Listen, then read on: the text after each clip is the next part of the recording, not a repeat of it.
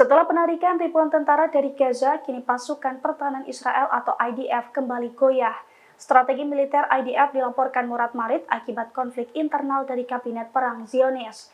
Bahkan kini perselisihan di Kabinet Perang Zionis juga mulai bocor ke publik. Dilansir dari Al-Mayadin, perselisihan antara anggota Kabinet Perang Israel mulai bocor pada Selasa 16 Januari.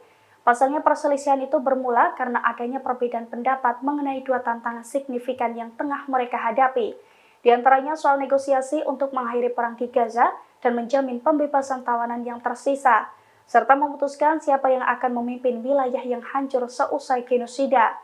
Di bawah tekanan yang diberikan oleh keluarga para tawanan, pemimpin oposisi Benny Gantz bersama wakilnya, Gadi Eisenkot, secara aktif melakukan advokasi untuk memulai negosiasi dengan kelompok perlawanan. Tujuannya adalah untuk menjamin pembebasan sekitar 130 tawanan. Sementara itu, Netanyahu maupun Gallant berpendapat bahwa memberikan tekanan terus-menerus terhadap kelompok perlawanan akan memaksa mereka untuk membuat konsesi.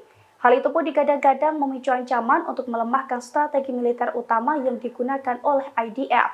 Download Tribun X sekarang, menghadirkan lokal menjadi Indonesia.